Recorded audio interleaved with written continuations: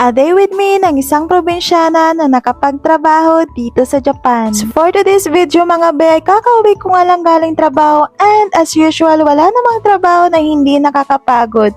Hoy, aminin mo, wag kang ano dyan. Life update mga be, uwi galing trabaho, matutulog, gigising para pumasok ulit. Oo, tama, walang susuko hanggat kaya at hindi pa tumatago sa pintuan, ganun.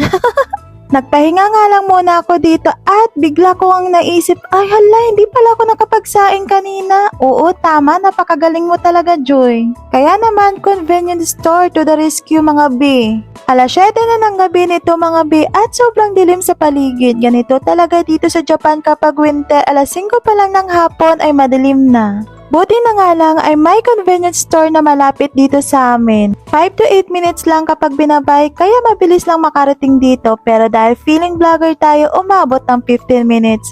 Kasi set up dito, set up doon ng camera. Oo, tama, kahit na kumakalam na ang tiyan, ang importante nakapag-video.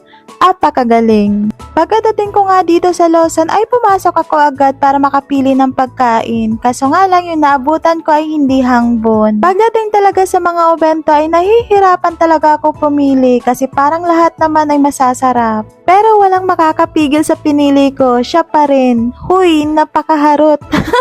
Dumiretso na nga ako sa counter at bumili na din ako ng tinapay para sa almusal bukas. Pagka-uwi ko nga ay sinalang ko agad ito sa microwave kasi gutom na talaga ako at kumakalam na yung tiyan ko. Kain ho tayo, itadakimasu! Yung binili ko pala ay yung may kanin, spaghetti, tsaka burger steak. Sa halagang 645 yen, o diba ang dami na? Kaya hanggang dito na lang muna, see you my next mini vlog! Bye!